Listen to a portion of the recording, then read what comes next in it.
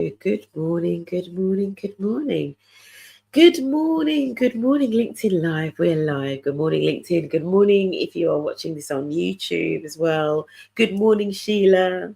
Good morning. I love all your good mornings. It would give you energy. Yeah, I'm trying to energize us. I know we've both had a really busy week, right? Doing the work, which is great because it is work that's energizing, but it does take a lot out of you as well, doesn't it? Do you think? Yeah, definitely. And I think it takes a lot out of us because often you're dealing with people who want to do better. Yeah. They may or may not know how to, and they may have a judgment that they're doing better or worse than they are. And so you're dealing constantly with this, meeting people where they're at, but also sometimes you are somewhere else as well. You have stuff as well. Yeah, absolutely. Yeah. Not And just so a you've been conduit of running, work. so you've been running workshops this week, like face-to-face workshops, and that Yeah. does take a lot of energy, doesn't it? To kind of to hold space for people, as you were saying. Yeah. Yeah, and you were just saying before we jumped on about the summit, and that as much as it's fabulous, you're on in a way that you're not on with kind of like less time or less people. Absolutely. But there is a value in the in-person stuff, and I think that's definitely becoming more more apparent as well. Definitely. And our summit yesterday, anybody that's maybe on that was at the summit, if they're awake already, because it was a full-on day. But there was the moment towards the end, and I think I was saying to you before we jumped on, Sheila, that we had we had people fly over from the States, and there was one particular interaction I'm thinking right towards the end where I had to just give somebody a hug, because they were really going through some stuff, and you just can't do a virtual hug through a Zoom or a Teams, right? So and it's funny because I think sometimes when people come into doing any of this work, we generally come in with a kind of a little bit of our professionalism with us, like this idea of like coming in, we're talking about it, we're going to figure it out, being objective. So actually I'm not even talking about professionalism, because that's a different thing I would pull apart. But we come in with a sense of objectiveness to some degree.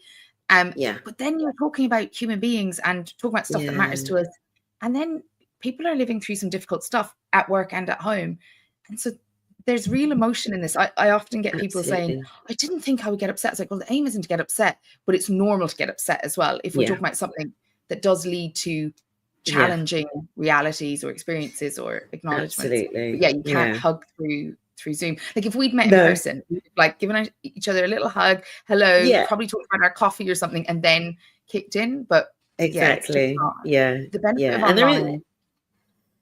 There is a challenge for how you do that. I mean, we'll probably get into more of this in the conversation. I feel as though we've dived straight in, and I haven't even introduced you yet, which I will do in a minute.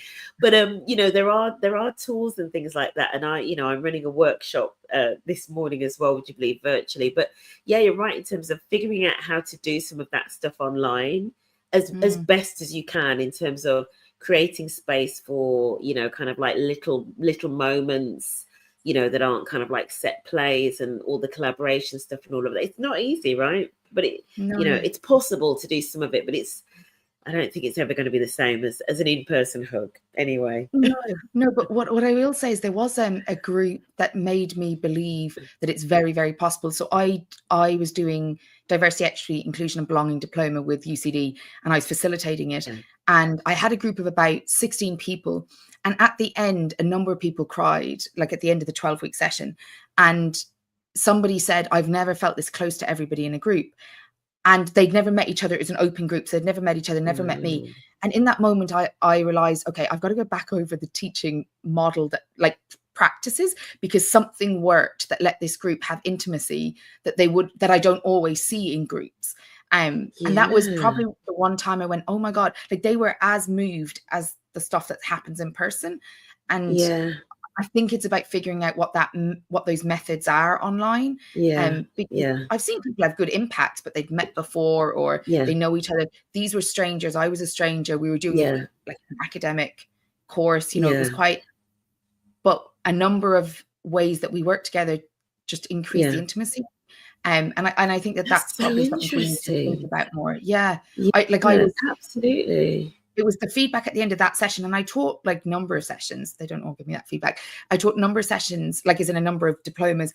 And that one, I went back over my teaching methodology because I was like, something about the way we did it changed the feeling for people. And it was quite powerful, I have to say. So now I'm like, oh, there are ways to create the connection, but you and I have to be way more tuned in to get that to work. That's incredible. Yeah, that's incredible. Maybe we'll have to do a follow-up on that. Maybe once you've deconstructed it and kind of figured it out, because I think that's almost like the holy grail. Like if you can get, you know, as good a level of human connection as possible remotely, I mean that's perfect, right? I also though that because I have deconstructed it, I haven't replicated it as well, I don't think. But one of the things I think worked, which we rarely talk about, but group dynamics always talks about, is the group. That group had a desire for intimacy in this topic in other ways that other groups might not have had. They also like really wanted to not just be the good D&I practitioners, they wanted to actually like walk it, and that changed the quality of the conversation because they weren't there to prove they were right. So there was lots of like things that went beyond my control, I think, but it did show me that it's possible, but it does take some kind of extra facilitation, I think. That's incredible. But and it also, you know, as you said there is something about facilitation. I think so much of this work is around facilitation. Anyway, I'm going to introduce Sheila because I haven't introduced you. Now, this introduction, I need to say, is courtesy of ChatGPT, because for the past few weeks I've started. I know. Let's just hope ChatGPT isn't hallucinating. But I've started using ChatGPT to write the introductions for the past few weeks. So here goes. I'm delighted to be joined by Silé Walsh. Sheila is the author of Inclusive Leadership and a leadership and organizational development specialist with over 14 years of experience. She works with leaders and organizations to build high-performing, inclusive workplaces where people can truly thrive. Sheila is also the program director for the Inclusive Leadership Program at the Irish Management Institute, where she blends research, psychology, and practical frameworks to support leaders navigating organizational complexity. It's brilliant to have you with us today, Sheila. Thank you, Sharon. Thank you. Thank you, ChatGPT. Yeah, not a bad job. Not a bad job. Based on the brief, you know, it's given a brief. It's given a brief of you know, of what to do. But Sheila, it's so good to have you with us, and I know part of the reason I reached out was because of your book, Inclusive Leadership. And so, you know, for a few years, I was a judge for the Business Book Awards. I'm slightly obsessed by books. But part of what I'd always also been doing at the start of 2025 in particular was kind of really delving into some of these terms that we have around this work and really seeing whether we can unpack it so that people understand what we mean when we talk about, you know, things like equity and authenticity and diversity even, right? So today we're going to delve into inclusive leadership. Before we delve into like the questions, what led you to write the book? What led you to write the book about inclusive leadership? Yeah, I laugh because there's an honest answer, which was I was up to my eyeballs in my PhD, and basically there was a load of things that I knew, but I couldn't write in my PhD for different data point reasons. And I realized that if I had waited until after my PhD to publish the book, then I might not be, this information I might not be able to publish, because I had already seen one or two people take my work and make it theirs, represent it. So I said, right, okay. So I avoided the PhD for about 6 months, and I pulled together all the field notes I had been writing for about 2 or 3 years. And then I moved forward with the book. So it was a little bit of somebody stole my work, and I was a bit shocked. And I realized that I had no evidence that it was my work because I'd given it to them privately. And then the other reason was a lot of what's in the book won't make it into my PhD, but it's so valuable that I didn't want to just let it go. And I'd say there's a part of me was trying to DOS the PhD, to be honest about it. So that's what kind of led to the thing. But what led me to the topic, you know, is quite interesting, because long before inclusion or diversity was being spoken about in Ireland, or even in the settings I was in, like in leadership rooms, I was aware that environments impacted how people performed because they impacted how I performed. I'm dyslexic. I moved from England to Ireland. Interesting, living in the country with an English accent. You know, like there was all sorts of things that told me that if you weren't included, you weren't having as good or as easy an experience as others, and you weren't getting the opportunity. So there was this kind of accumulation over years, and then the PhD came about, and it kind of led to all this data I couldn't put in the PhD, but I didn't want to waste, and I didn't want to let go. Yeah. Interesting. And I love that, you know, you said about, you know, effectively that somebody was starting to use your work. I mean, that's good motivation, right? To crack on and just get it out, get it published, right? And we, unfortunately, we see a bit of that, I feel, even on LinkedIn. I think, you know, you see somebody might publish a framework or something, and then, you know, you see a post where somebody else has like published it and not credited them and all of that sort of thing. So, well, you know, get it in a book. This is a little worse. What happened was I had put the wrong date on something because of the dyslexia, and I was really worried about this wrong date. And my wife, this night before I flew to do some work in the UK, actually, my wife said, "Don't worry, that's the right date. Look." And they turn around the screen, and someone at an event had taken a picture of the slides, which were actually my slides, and they'd removed my copyright and my name. But how she said, "No, it's the right date." And then she turned it around to show me. We're in bed. And I was like, "No, they're my slides. That's why that's the wrong date, because they're my slides."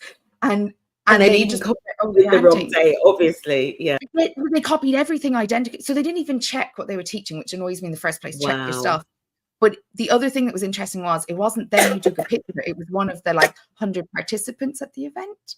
So they thought they were like, you know, neutrally just taking a picture of the slide, putting it up on LinkedIn, so excited. So I'm connected to the person that put it up, but they have no idea that they put it up. To this day, the person who took it and the person who put it up have no idea. But it was this really interesting moment where I went, oh, I'm going to have to be way smarter than what I'm doing at the moment. Because I was just sharing information freely with no kind of written record that it belonged to me, which again goes right back down to colonialism and white supremacy with the white recording, the written record. But I had to put something because people were not just directly stealing my slides and my information, they were also pretending they were theirs without double checking the information or the stats. So so it was a really big moment because you know, she's like, "Don't worry, you have the right date." And then she turned, I was like, "No, that's my work. That's why it's the wrong date." So it was this moment. But it's funny. It's not been the only moment. It's happened 3 or 4 times now as well. And it always interests me because I have no issue with borrowing people's work and crediting them. But credit, exactly. But this was unpublished stuff that I said, "This is confidential. Don't do anything with it because I might lose my PhD over this data." Because I meant to publish it first. And so it was interesting. And also I feel like I need to say, you know, people of LinkedIn and people, particularly if you are in this work, don't be stealing other people's work and not crediting them. It just so goes against, what are you doing in this work if you are stealing other people's work and not crediting them? Please. And obviously get permission if you need to, depending on the context, right? It's crazy. But I think that kind of leads to a really important point about this work is there is an assumption of moral goodness in the people who do this work. It's a bit like I used to have this for psychologists. I assumed that they were wildly all ethical and very good people. And then I'm like, oh no, they're just people who have psychology qualifications. How they practice decides whether they're good or bad, right? But I think that there's this moral high ground in this work that we don't always have the same standards for ourselves. And I know for me, I have 2 supervisors because it really worries me that I will transgress and not know.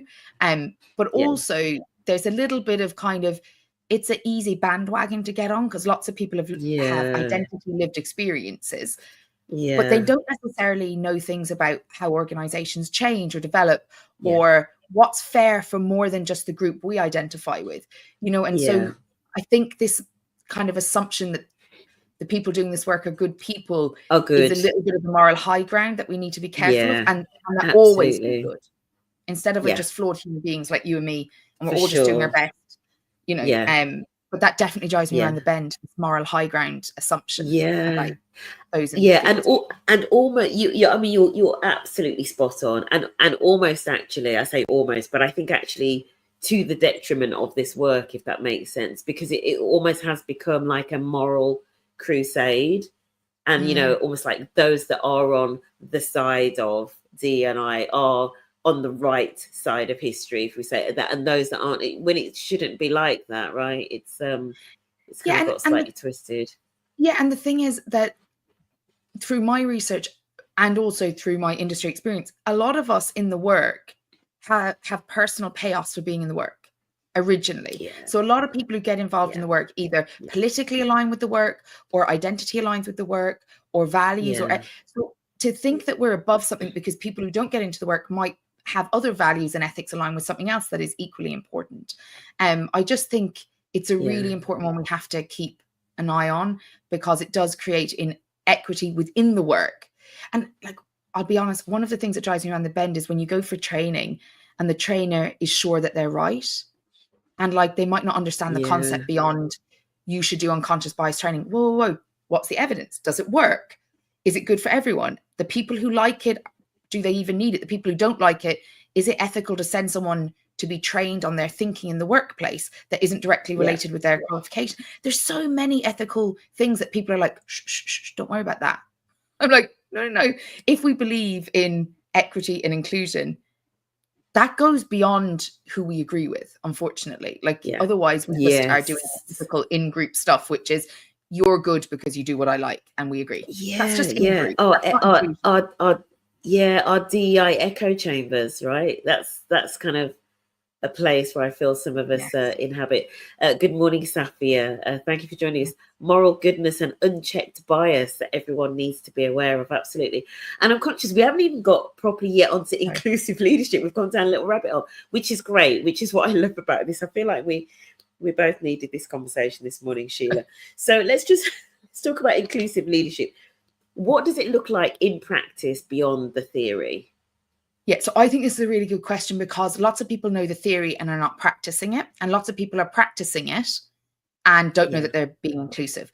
Inclusion on a very basic level is creating an environment where people can, in the workplace specifically, perform and thrive. And the practice ultimately, if I boil it down to something very basic, is asking good questions and listening to the answers and enacting them. So it's not just asking the questions, which we can kind of get sometimes, but it's actually, it's involving people in how to move forward appropriately. And appropriately is the word. If I'm, in the cleaning team and we're having a meeting about the cleaning schedule, then everybody in the team might need to be there.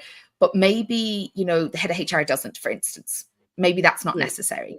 So it doesn't mean including everyone, but inclusive leaders are people who think about who needs to be included and what needs to be included in order to get the outcomes that they are responsible for supporting. In for-profits, it's usually performance and effectiveness. In not-for-profits, it might be impact. And so it's just, if I was really basic, they ask good questions, they listen to people, and they consider multiple points of view in how they make decisions. And then the other thing that's very important is they repair when they make mistakes. They go, oh yeah, I didn't know that. That's a learning. Thanks a million. I will change my behavior. It's not an apology. It's not a big statement. It's I see that, I'm sorry, and I'm now repairing. So it's very much a collection of behaviors that together respond to helping people do their job, move forward, and feel valued in a way that's appropriate. Yeah. I want to delve into something that you said there, that first bit about asking good questions. Do you think that there is potentially a gap there in terms of that leaders sometimes don't have the language or don't know the questions to ask? Yeah, so my background before I kind of came more into the inclusive leadership space was really just leadership. That's, coaching psychology, leadership, thinking about performance, but from a much more collective point of view than my colleagues were, which is where the inclusive leadership came in. But I think that there's a couple of things. Leaders are afraid of asking the wrong question or a question badly. Some leaders are afraid to ask the question at all because they think it means they aren't good enough for their role. There's a lot of teaching of leadership as being the expert rather than being kind of the guide in the direction. And so then I think those are the things. And then the other thing is sometimes they're asking the wrong question. So for instance, they might say something like, I'll use myself as an example. Sheila, from your point of view as a woman, that's not a good question, right? It's much better to say, Sheila, from your point of view, because all my identity and professional experience is involved in that point of view. What might be helpful? What are we missing? What aren't we considering? What could we do more of? These kinds of questions are quite helpful. Whereas a lot of the time, in an attempt to be inclusive, sometimes they're just kind of stereotyping or picking people based on identity. And that, like any professional's identity is not the reason they're at work. They're at work because of their professional skill set. And then their identity will inform that. And so both are important in the workplace. But this kind of just talking to people because of their identity, when they have professional qualifications or roles or responsibilities or experience, is where I think leaders get a bit mismatched. And the fear of getting it wrong. Sophia, your point is spot on. The fear of making mistakes worries people more than the lack of skills in repairing. I think that if we all got better at repairing and leaders got better at repairing, they would be able to get more work done, spend less time in freeze, worried about getting it wrong and overthinking, and more time resolving it when they get it wrong, because you're going to get it wrong because we're human. We'll get everything wrong. We're just people. And let me, it's a great point there, Safia. And so the point that you're making, Sheila, about the repairing, how do we, and some of this maybe goes on us as practitioners as well, how do we create environments, or how do we equip individuals in organizations to almost like, create environments where people can repair, rather than they get absolutely slammed and they get, kind of shamed on social media and all of that stuff. Do you know what I mean? I kind of feel, have we got environments where like people are able to repair and not just get cancelled, Yeah. So I think that there's kind of, the first thing is there's a difference between someone standing by something that is unethical, unfair, inequitable, and somebody not knowing. They're two different things. So a lot of, like, I'm not a fan of cancel culture because I believe in inclusion. So I believe even people who have a different point of view to me have a right to have a point of view and share it. They don't have a right to discriminate in the workplace. They don't have a right to treat people as less than. But unfortunately, they do have a right to believe things I disagree with, because that's, basic human right, I think. But I think what we do is we collapse those two things together. Of course, the impact matters, but what we don't acknowledge is that some people make mistakes because they don't know, and some people are active problems, let's say, right? So that's the first thing. The second thing is some organizations do it really well and others do it really bad. If you're in an organization that generally uses blame culture, then you're going to experience blame when you make mistakes. So that becomes problematic. Equally, it depends how employee resource groups are handling problematic situations. It depends how the diversity and inclusion team are, because if they go to blame and shame, or they go to outrage without understanding that this is a symptom of something within the system and that we need to address it to actually, nurture a different outcome, then people are going to be afraid of making mistakes and therefore afraid to say anything. And sometimes people are afraid to say things that are perfectly appropriate to say. They're just not liked. Like, there's a difference between me not liking what you say and what you say being homophobic, racist, sexist, inappropriate, harassment. They're different. They're completely different things. I feel that those lines are very blurred at the moment. So that those buckets that you're talking about in terms of things that we just don't like, right? The views and perspectives that we just do not like, whether or not even, and they may be specific to specific identities, for example, and even having conversations around those types of things versus is that thing, racist, sexist, homophobic. I feel that, and certainly, and more so probably on social media, the lines very quickly get blurred and blurry, such that almost like any form of almost like disagreement is just shut down as being, it's that. And I guess going back to like linking it to leaders and their behavior, I wonder whether this again sort of feeds into that view of like leaders almost like being scared to say certain things, because it sometimes feels, certainly online, that there just isn't the space for nuance. This is something we talk about online. So the nuance of, does somebody just hold a different opinion, or are they actually being discriminatory? You know, I feel gets blurred. Yeah, so the first thing is there's two types of discrimination. There's something that is discriminatory and there's something that is legally discriminatory. Two different things, right? Yeah. So for instance, whatever is protected in Ireland, we call it the grounds, under the 9 grounds. And in the UK, I can't remember the term you use, but when I teach it, basically the 9 protected characteristics. Protected characteristics. So if you treat someone as less than in the workplace, that is considered legal discrimination. So discriminating under a legal framework, you have a case. But if you treat someone who's not, so for instance, class is not in the UK or the Irish discrimination legislation. If you treat someone as less than because of their class, it's not legally discrimination. But it is discrimination behaviorally, but not legally. So that's the first thing. In workplaces, we've collapsed those two things, but they're actually two separate things, right? The other thing that's problematic is what goes on social media is a lot of the 10% on this side and the 10% on this side. And based on sociology, there's a lot in the middle. There's an 80% in the middle. And that middle ground is being swayed by the two loudest groups, 10% on either side.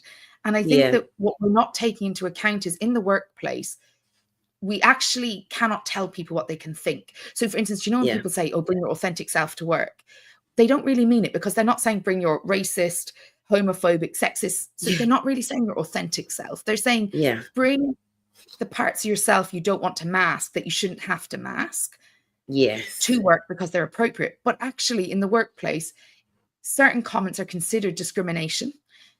Certain language is considered discriminatory because it's harmful to people. But unfortunately, and this is the position I hold, and it's quite problematic for lots of people in my field, I think someone has the right to be homophobic. I don't think they have the right to act on it. I don't think they have the right to use slang. I don't think they have the right to discriminate against me because my wife, like, not my wife, but because of my sexuality. I don't think they have that, right? But they actually do have the right to believe it, just like I have the right to believe that there's something missing for them in their lives, the fact that they hold that belief, right? We can't control what people think. When we do that, we're really crossing into some really unethical territory. It gets really problematic when we're in echo chambers and now someone says something that we disagree with. And now we're at work and we think, you can't say that. That's wrong. It may not be legally wrong. It may be unpreferred.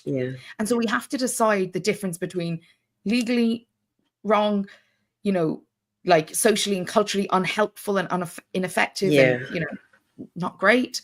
And actually just, I would prefer nobody had any of the isms, nobody did any of the things, but we're born into systems of oppression and we replicate them.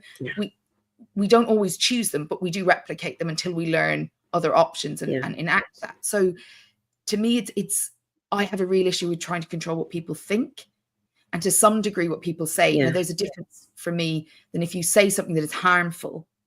That's different. Like calling somebody a derogatory term is oppressive to do that. Or if you normalize treating people or discussing people in inhumane ways, I think that's unhelpful. But I do think it's problematic that people don't want other people to think what they think. Like that we don't accept that people think different things. Just from a human rights perspective, it's problematic to me. And I feel it's absolutely fascinating. I mean, this conversation has probably gone slightly where I wasn't expecting it to, but I think it's the right conversation, because I think when we think inclusive leadership, going back to, you know, the conversation we had about moral high ground and all of that sort of thing, we do automatically think of, for example, leaders not saying things that we would prefer they not say, right? Or not even believing things that we would prefer they not believe. And I almost think that, so for part of me, what I'm actually taking away from this conversation, and thank you so much for this, Sheila, is almost like just a slight reframing in terms of, yes, there are behaviors that we expect of leaders. And I love that Safia there has mentioned EQ and just some of those skills around, you know, how leaders interact, etc. But there is also something around recognizing actually that even leaders have the ability to think whatever they want to think, right? There may well therefore be different constraints around what they can and can't say, you know, being leaders and it's like, you know, public officials of the organization, etc. And there should be. Yeah, exactly. Yeah. Sorry, I didn't mean to cut you off. No. Yeah, go ahead. No, it's just a really interesting reframe, and I think certainly for us as practitioners, that often have to talk to teams about inclusive leadership. I think it's just got me thinking slightly differently, which is great, right?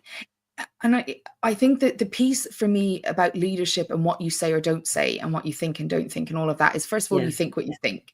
And all of us came to believe what we believe through our experiences, actually. So what we've been exposed to. So some people, the same way I've been exposed to inclusion from a very young age, some people were exposed to fear of other, whatever the other is, right? So from a humanistic lens, I believe that we all are where we are based on our experiences, for better or for worse. But a leader has a responsibility in the organization, first of all, to be legally compliant, right? Secondly, to think about how what they say and do affects their people, because their job is to lead them. And if you affect your people in a way that doesn't create appreciation and understanding, that's problematic, right? And then the third thing is you're representing a brand as a leader when you do speak. Now, the thing here is, if we really value diversity, and this is where I side-eye people these days around this, then diversity includes diversity of thought, which means we're going to have people in this company who disagree. How do we hold that as a leader? You know, and what are the boundaries we put around it? Well, the boundaries should be things like we treat each other with respect, and then we define what the word respect means, by the way, because it doesn't mean the same thing in all cultures. We find ways to repair, because people and teams have to repair constantly in inclusion work. And and when I say inclusion work, I mean, if you want an inclusive environment, it's not about making everyone the same, because that's assimilation. Thinking the same, believing the same, agreeing. It's actually about finding ways to talk that's appropriate for both of you without giving up who you are. But there is a responsibility a leader has that might be different to the responsibility that someone else has in an organization, and it is to their people, but it's not to agree with their people. That's not possible. And if your organization just has people who all agree on the same thing, you've got assimilation. You don't have diversity, you don't have inclusion, even if we look different, even if we have different protected characteristics. So do we really believe in diversity and inclusion, or are we saying we believe in diversity because we're only ever talking about the marginalized groups and the beliefs that we assume they would have? Because even within any of the groups, the LGBTQ plus group, people who are marginalized by race, people who are marginalized by disability, those groups don't agree. We don't all agree with the same thing. Even within the same group.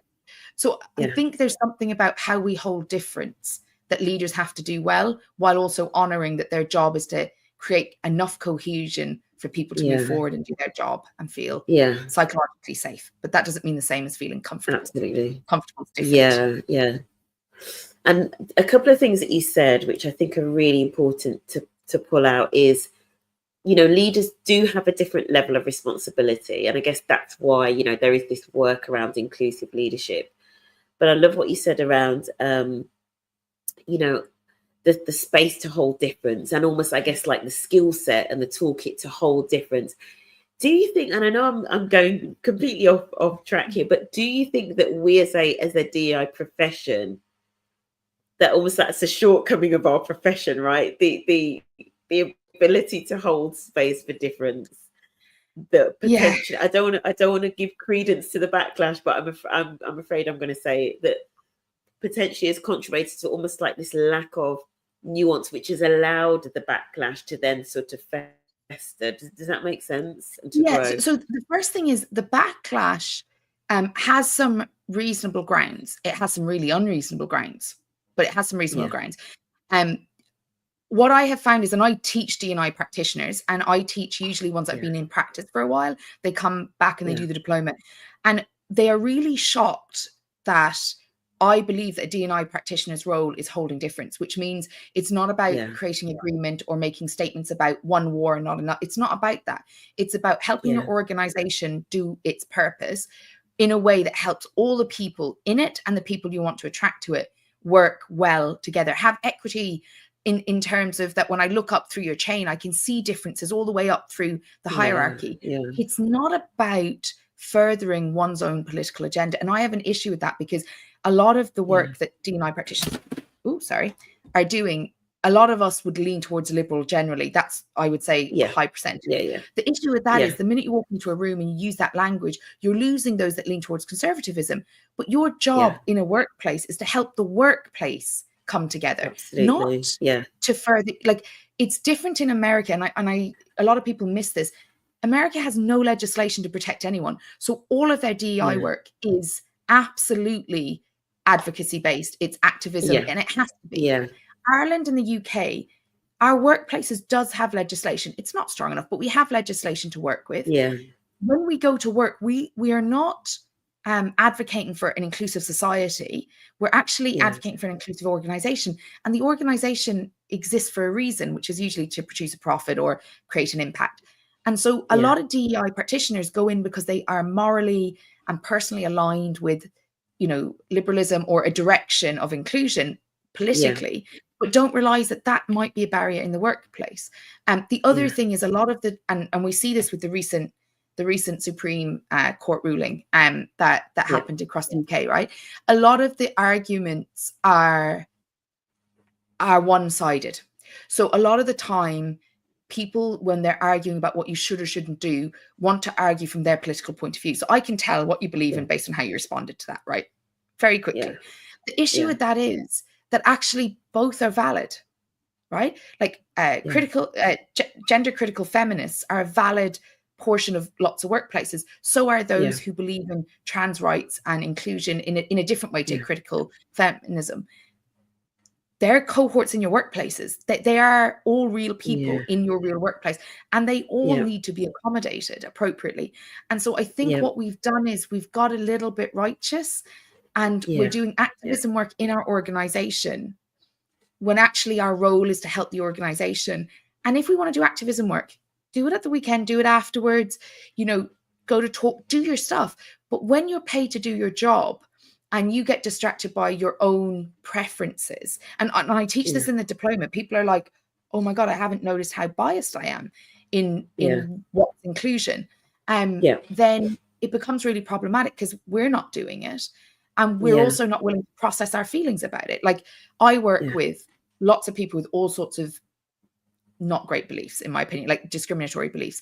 I work with lots of people who are homophobic, and some of my those with similar identities would say to me, how can you do that? And I said, because they are a human being, and I'm not dehumanizing them because of their beliefs. I don't want them to vote. Like, I'll go out and vote. I don't want them, like, I want to go be an activist in the things I believe in. I'm not going to, you know, I'm not necessarily in society aligning with them, but in the workplace, when I work with them, they're a valid human being, and it's my job to help them do whatever they have to do. And if my identity is an issue for them and they don't work with me, okay, I can't control that. But who they are is not a problem for me. Because my job is to think about dealing with difference. And sometimes that means holding something that's really frustrating, really irritating.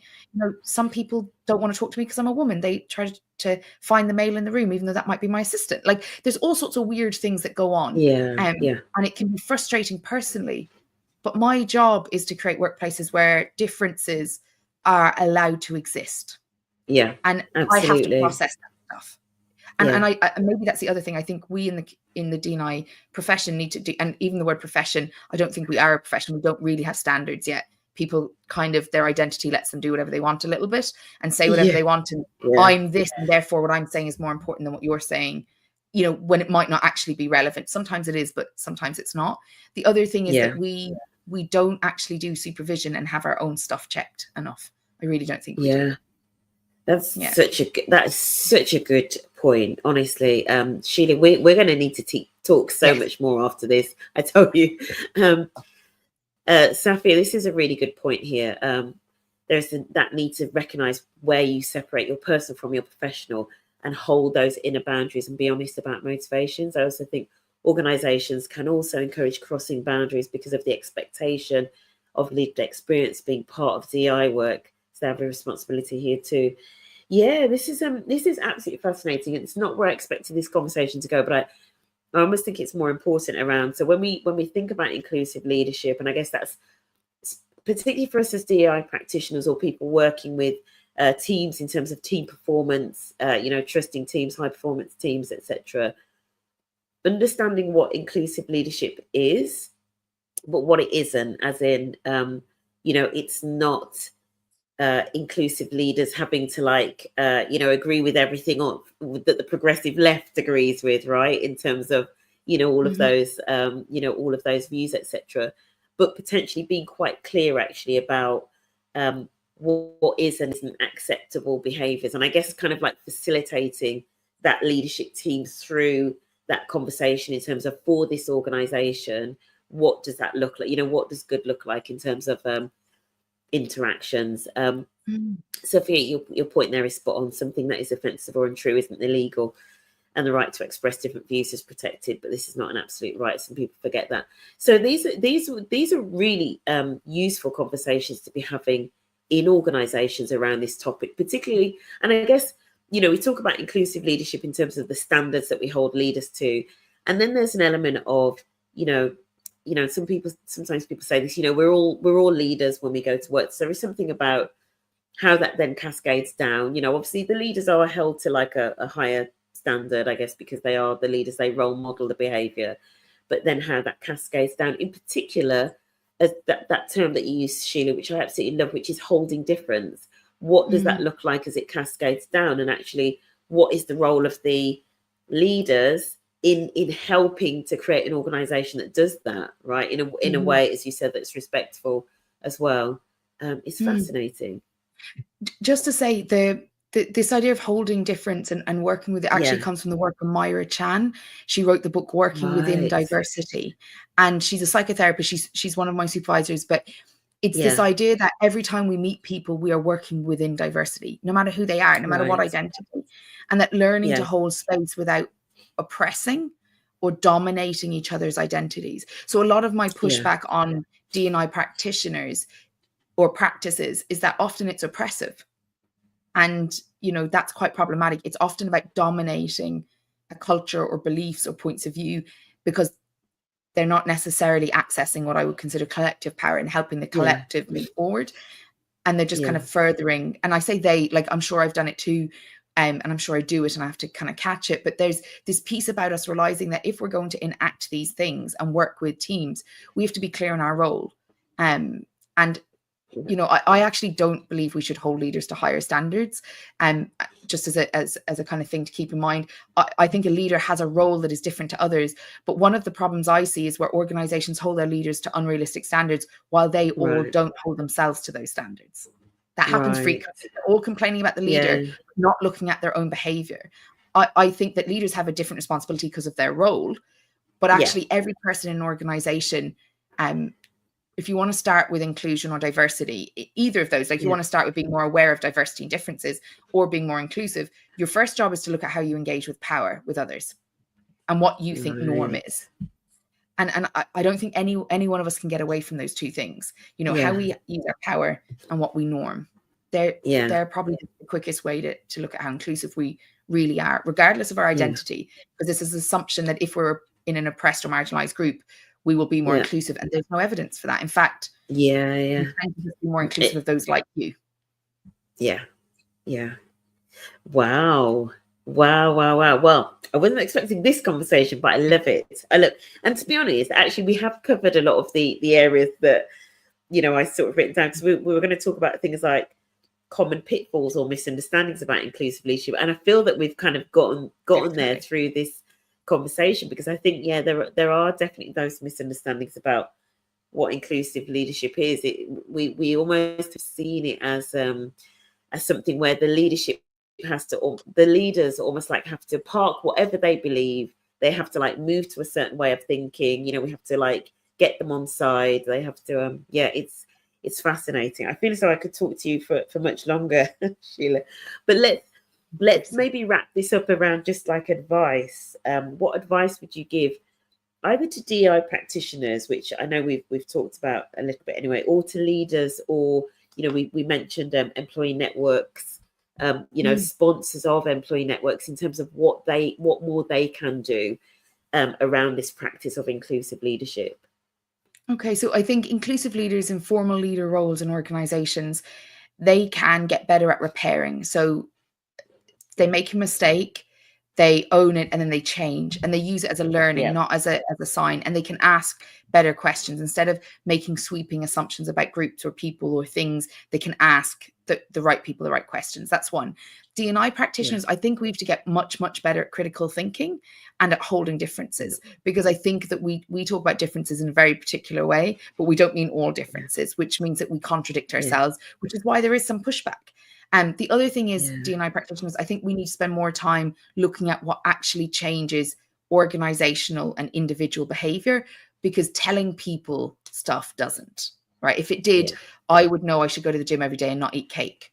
I don't do those things, right? So knowledge doesn't change behavior, right? We've got to get beyond this idea of telling people what to do or think or be, and more help them work through things.